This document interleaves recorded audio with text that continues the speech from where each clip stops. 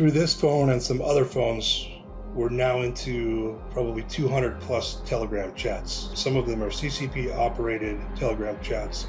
In one of these accounts, there's 29,000 photos.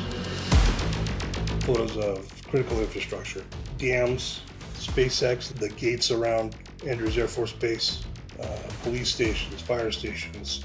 It looks like this is a collection point for how to get into the United States.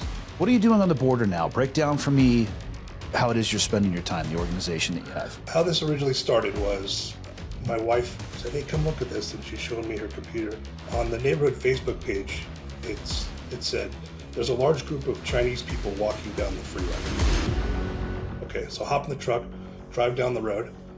Yeah, there's a large group of Chinese people, only Chinese people walking down the freeway. Border Patrol rolls up, they're looking at me, I'm looking at them, I'm like, I don't know, man, this looks kind of like your job. So then we started seeing these Chinese ID cards, and they all look the same. So a lot of them look like they're forged by the same person or entity. Then we found a phone, 1, 2, 3, 4, 5, 6, the whole damn phone opens.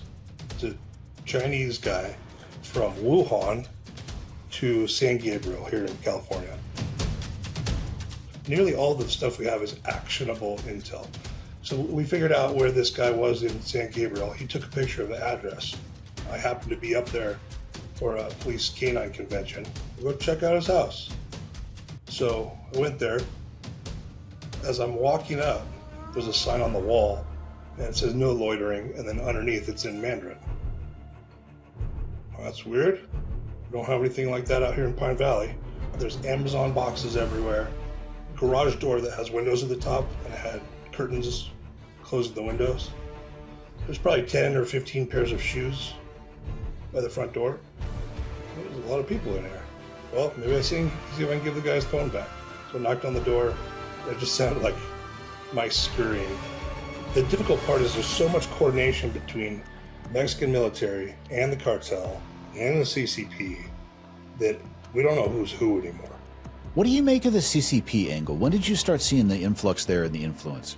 One of the commanders, he was telling us about a Chinese guys at the top of the Incopa Mountains, and in some kind, he kept saying in some kind of uniform, or in a uniform. I said, well, who are these guys?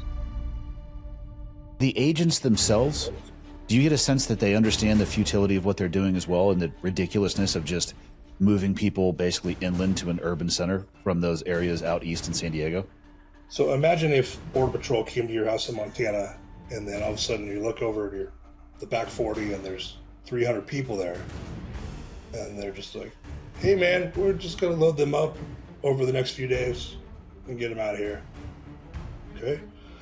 So they load them up, they get them out of there, and then you go down to work in Kalispell, Bozeman, whatever, and then you show up and you see the same people being offloaded on a bus into the city, and then over and over and over for three or 4 years, right? So you are going to have no faith in the Border Patrol. The government has put a lot of these guys in a really bad position because they have family, mortgages, they're living in San Diego, nobody can afford to live here. And are they gonna speak up?